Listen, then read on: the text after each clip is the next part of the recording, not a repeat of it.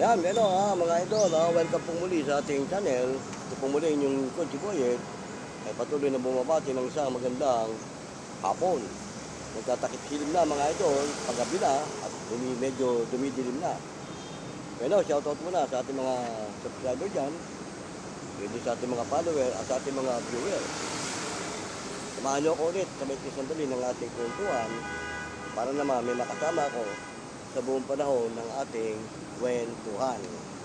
Ang tatalakayin natin mga idol, may kaugnayan pa rin ito sa mga napapanood nating kapwa vlogger sa larangan ng mga kababalaghan tulad ng mga ghost explorer, ghost hunter at iba pa.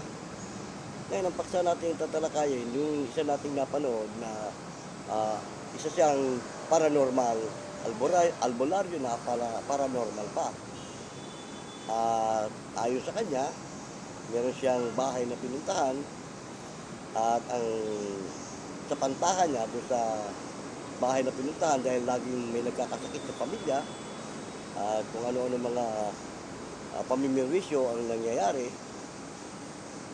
ang inaakala niya, ang may kagagawa noon ay ang mga kaluluwa at ang mga espiritong ligaw. Pero mga idol, nabanggit ko na sa mga nakaraang kong video, ang isang lugar, kahit hindi yan abandonado, kapag mula pa lang sa umpisa ng itayo, yung bahay na yan, kung bahay man yan o building man yan, yung lugar na yan, ay kung talagang pinamumugaran na ng mga elemento, hindi nalalayas yan dyan, kahit mabuo yung building, gusali o yung bahay. Lalo't masukal ang isang lugar. Tandaan nyo yung mga idol, sa mga lugar na bakanting dote, yan ang gustong-gusto ng ating mga kahalubilong elemento. Nabanggit ko na rin, meron silang sariling mundo na pinanggagalingan na kapag napadpad sila dito sa ating mundo, dahil doon sa portal o yung lagusan na kanilang dinadaanan, hindi na yan aalis sa lugar na yan. At ang masakla pa, kapag nasakop ng compound mo, ng bahay ninyo, yung lagusan na kanilang dinadaanan, makakasama nyo na yan at makakahalubilo sa loob ng bahay.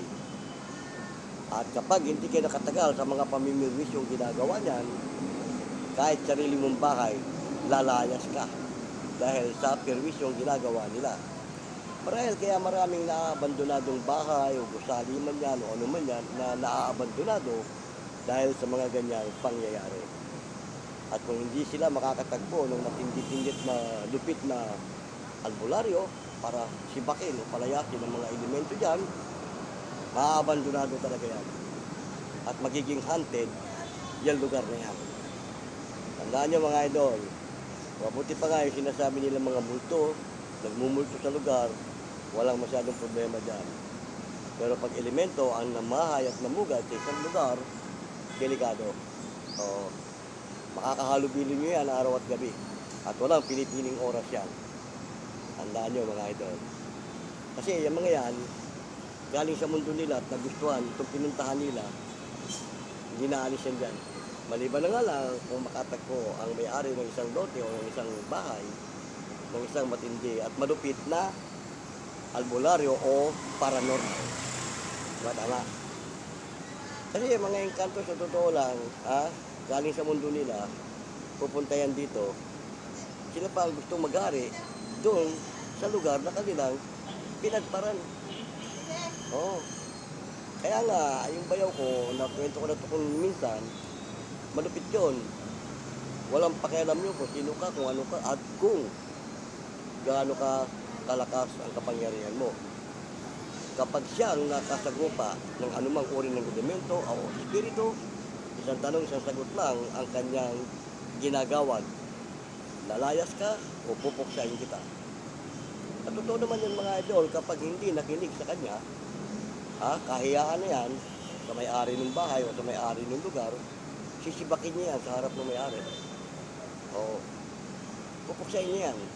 At sabi nga niya, kapag marunong ka, hindi mo na kailangan makita sila.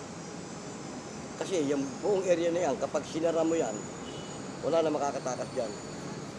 At pag pinasabog mo yung buong area na yan, lahat ng nariyan, tiwas. So, totoo yun. Kasi yung bayaw ko, hindi ko naman sinasabi na magaling siya o matindi siya. Pero sa nasaksihan ko sa kanya, talagang malupit. Oo. Walang pinapatawad yun. Maging sa mga manggagaway, mangkukulam, etc. Kapag nahuli niya at nakausap niya, hindi na niya pinalalagpas. Pag sinabing, kailan pa ito ginagawa? Pag sinabing ngayon ako, hindi na ako uulit. Pag sinabing hindi ka na uulit, sasabihin niya talagang, hindi ka na makakaulit. Dahil katapusan mo na. Ganun siya kalupit. Ayaw niya kasi nung pabalik-balik sa kanya, yung kanyang magiging pasyente. Oo. Tumutulong ka na nga rin lang naman, bakit hindi mo pa minsan eh? Di ba? Ganun siya katindi, mga idol. O ay, tayo naman ay nagkukwentuhan lang at medyo dumidilim na nga dito sa area natin. Salamat ng marami at sinamahan niyo ako. Yun naman, napagkukwentuhan lang natin. Tandaan niyo mga idol, sa isang abandonadong lugar, bakanting lote man yan o bahay, kapag yan pinamugaran ng anumang uri ng elemento, delikado.